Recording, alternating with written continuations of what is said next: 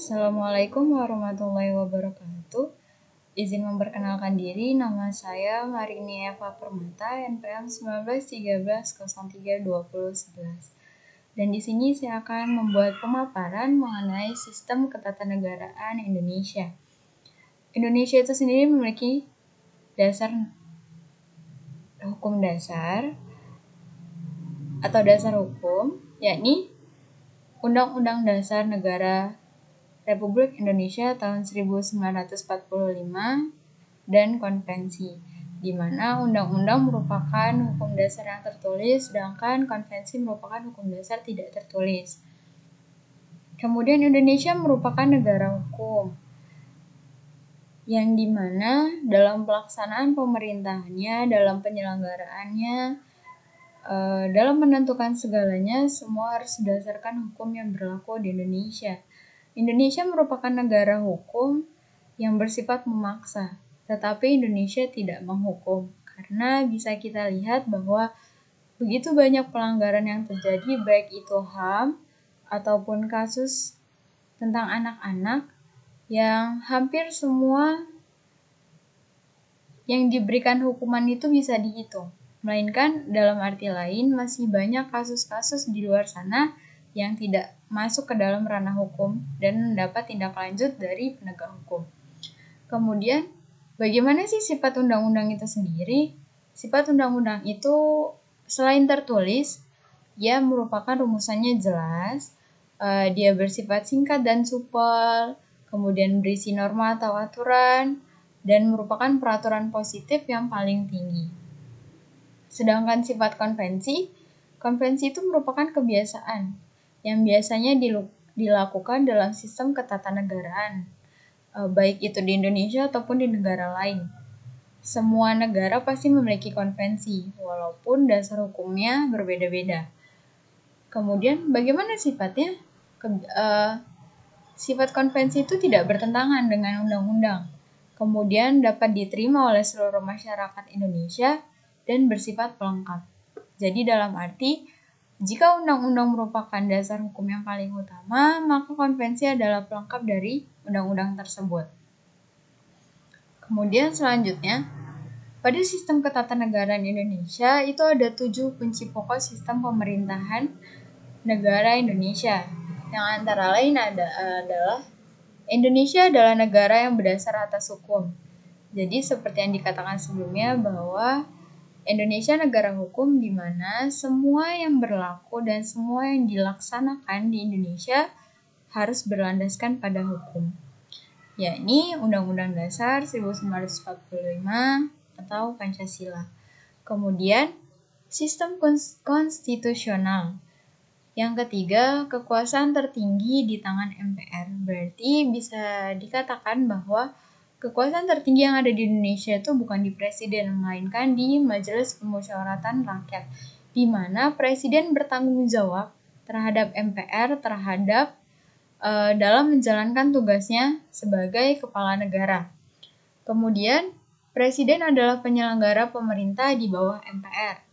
Seperti yang dijelaskan sebelumnya bahwa presiden wajib mempertanggungjawabkan setiap kepemimpinannya kepada MPR. Kemudian presiden tidak bertanggung jawab kepada DPR. Jelas bahwa DPR merupakan Dewan Perwakilan Rakyat di mana tugasnya adalah merancang dan membuat rancangan undang-undang yang kemudian disetujui oleh presiden, Mahkamah Konstitusi MPR dan dijalankan oleh presiden. Kemudian selanjutnya Menteri Negara ialah pembantu presiden, di mana yang kita tahu setiap presiden, baik itu sejak presiden pertama hingga ke-7 Presiden Republik Indonesia, setiap presiden pasti memiliki menteri-menterinya, di mana menteri-menteri itulah yang akan membantu ia dalam menjalankan setiap tugas-tugas dan membantu memajukan hal-hal yang belum maju atau diperbaiki di sistem pemerintahan sebelumnya. Kemudian yang terakhir, kekuasaan kepala negara itu tidak terbatas. Karena ia merupakan pemimpin, maka ia dapat memberikan kekuasaan, tetapi ia juga harus mempertanggungjawabkan kekuasaannya tersebut. Kemudian, pokok pikiran Undang-Undang Dasar 1945 itu tercantum di dalam Sila Pancasila, di mana jika kita memahami dan mendalami mengenai Sila Pancasila dari sila pertama hingga kelima, semua itu merupakan pokok pikiran dari Undang-Undang Dasar 1945 yang merupakan sumber dari segala sumber hukum yang ada di Indonesia. Kemudian yang terakhir, ciri-ciri negara hukum itu seperti apa sih? Ciri-ciri negara hukum itu merupakan negara yang memiliki pembagian kekuasaan, di mana kalau untuk Indonesia sendiri, Indonesia memiliki pembagian kekuasaan yaitu eksekutif, yudikatif, dan legislatif, di mana setiap lembaga itu memiliki tugasnya masing-masing. Ada yang merancang undang-undang atau membuat undang-undang, kemudian ada yang meresmikan atau mensahkannya untuk menjadi suatu undang-undang yang harus ditaati oleh seluruh rakyat, kemudian ada yang menjalankan undang-undang tersebut. Kemudian diakuinya HAM. Hampir seluruh negara di dunia sudah mengakui dan menjunjung tinggi HAM itu sendiri.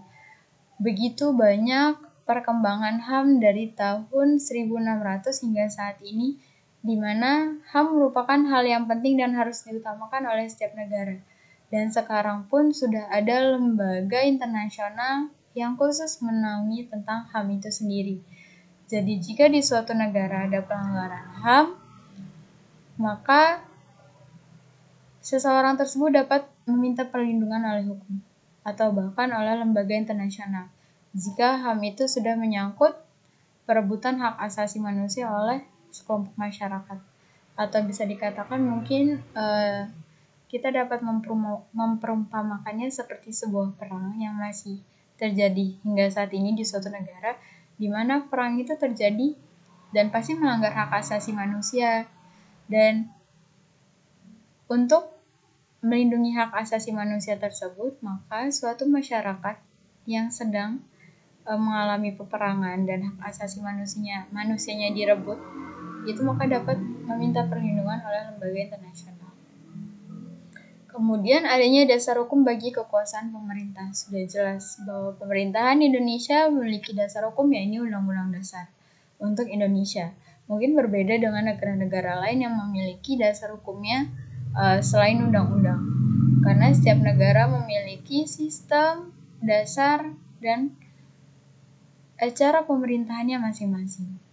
Mungkin pahamnya sama, tetapi bagaimana sistem dalam negara tersebut itu setiap negara itu berbeda-beda. Kemudian adanya peradilan yang bebas dan merdeka. Seperti yang kita ketahui bahwa peradilan di Indonesia merupakan sesuatu yang harus untuk mereka yang menjadi korban pelanggaran hukum.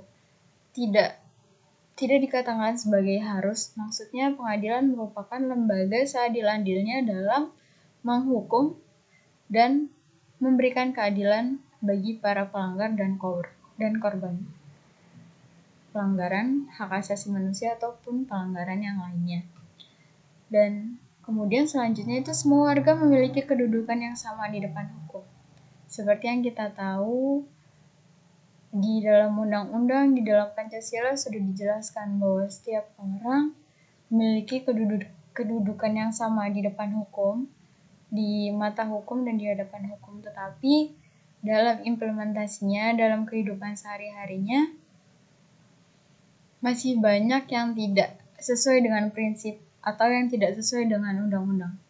Karena seperti yang kita tahu, jika di Indonesia sudah terkenal dengan kata-kata bahwa hukum tumpul ke atas dan tajam ke bawah.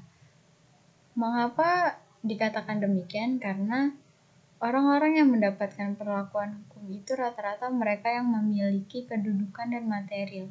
Sedangkan orang-orang yang tidak memiliki hal tersebut, mereka akan dianggap bisa dikatakan bahwa dikesampingkan untuk mendapatkan perlakuan hukum. Padahal di dalam undang-undang sudah dijelaskan bahwa setiap orang tuh berhak mendapatkan perlindungan dan pengakuan yang sama di depan hukum.